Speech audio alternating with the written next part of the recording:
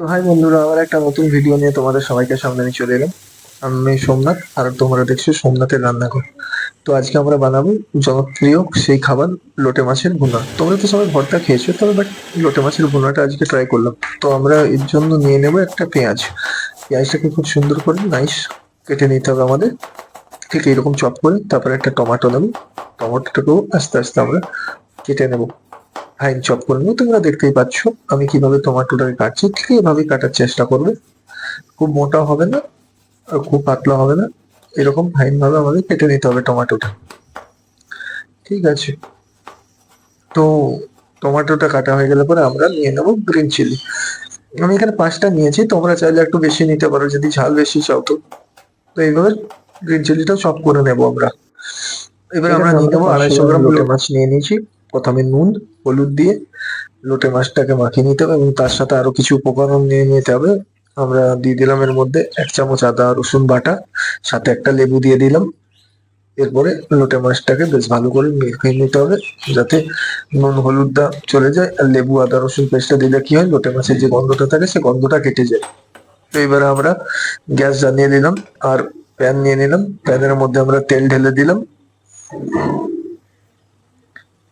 তো আমরা তেলটা গরম হওয়ার জন্য ওয়েট করব। গরম হয়ে গেলে পরে আমরা শুকনো লঙ্কা দিয়ে দেবো দুটো। শুকনো লঙ্কাটা একটু ভেজে নেবো। ঠিক শুকনো লঙ্কাটা ভাজা হয়ে গেলে ওর মধ্যে দিয়ে দেবো আমরা পেঁয়াজ, যে পেঁয়াজটা আমরা কুচি করে রেখেছিলাম। তারপরে পেঁয়াজটার সাথে হয়ে গেলে পরে একটু লঙ্কা দিয়ে দেবো। পেঁয়াজটা হালকা ভাজা হলে পরে তার মধ্যে আমরা লঙ্কাটা অ্যাড করে দেবো, এবং লঙ্কাটা দিয়ে পরে একটু বেশ সুন্দর করে নাড়িয়ে নেবো। তারপরে আমরা এর মধ্যে অ্যাড করে দেবো আদা রসুন পেস্ট।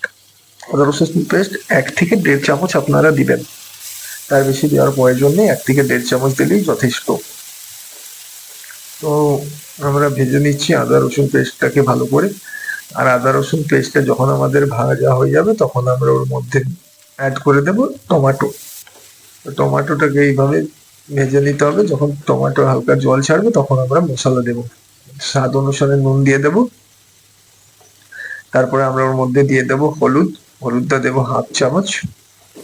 তারপরে আমরা লঙ্কা গুঁড়ো দেবো 1/2 চামচ।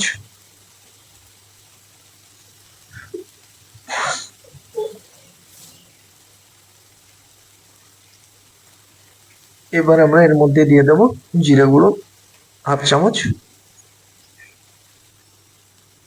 কাশ্মীরি চিল্লি দিয়ে দেবো রঙের জন্য 1/2 চামচের থেকে একটু বেশি দেবো, যাতে রংটা আসে ভালোভাবে। ঠিক এই মশলাগুলো বেশ সুন্দর করে আমরা মিলিয়ে নেবো। মশলাগুলোকে মেলাবার সময় একটু লক্ষ্য রাখবেন লো ফ্লেমে করার, কারণ হাই ফ্লেমে থাকলে পরে মশলাগুলো তেতো হয়ে যাবে, সেক্ষেত্রে আপনি টেস্ট পাবেন না। তারপরে একটু জল দিয়ে পরে মশলাটাকে ভালো করে নাড়ি চাড়িয়ে একটুক্ষণের জন্য ঢাকা দিয়ে রেখে দেবো আমরা। তো আপনারা ঢাকা দিয়ে রাখতে পারেন বা কিছুক্ষণ খোলা ভাবেও রাখতে পারেন। দেখতেই পাচ্ছেন 5 মিনিট হয়ে গেছে, মশলাটার থেকে লবণ ছাড়তে শুরু করে দিয়েছে। এবারে ঠিক এই সময় আমরা লোটে মাছগুলোকে ছেড়ে দেবো। এইভাবে লোটে মাছগুলোকে ছেড়ে দিতে হবে, পরস্পরের সাথে সাজিয়ে দিতে হবে লোটে মাছগুলোকে। দেখতে পাচ্ছেন আমি কিভাবে লোটে মাছগুলোকে ছাড়ছি। আশা করি আপনারাও পারবেন। আর বাড়ির তো মা বোনেদের বলার তো কোনো প্রয়োজনই নাই, তারা তো খুব সুন্দরভাবে বানিয়ে দেবেন। আর যারা বড়রা আমার ভিডিও দেখছেন তাদের আমার প্রণাম নেবেন, এবং ছোটরা আমার ভালোবাসা নেবে। এবং পাশে এইভাবেই থেকো আমার, যাতে আমি আরো আগে বেরোতে পারি এবং নতুন নতুন রেসিপি নিয়ে তোমাদের কাছখানে হাজির হতে পারি। তো আমরা এবারে ঢাকা দিয়ে দেবো।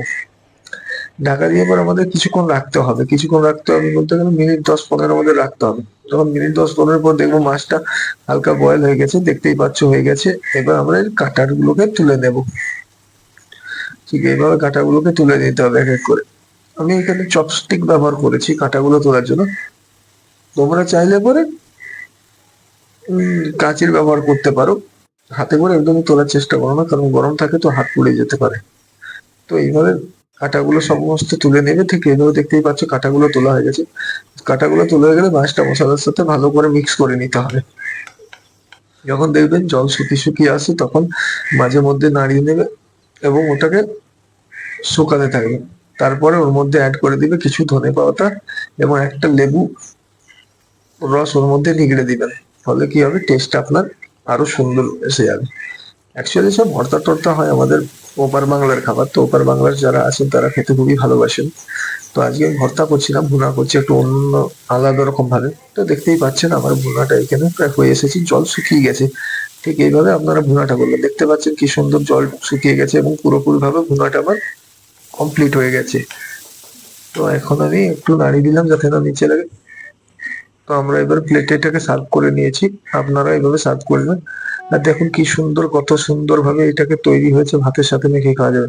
তো আজকের ভিডিও এই পর্যন্ত, আবার দেখা হবে নতুন কোনো ভিডিওতে।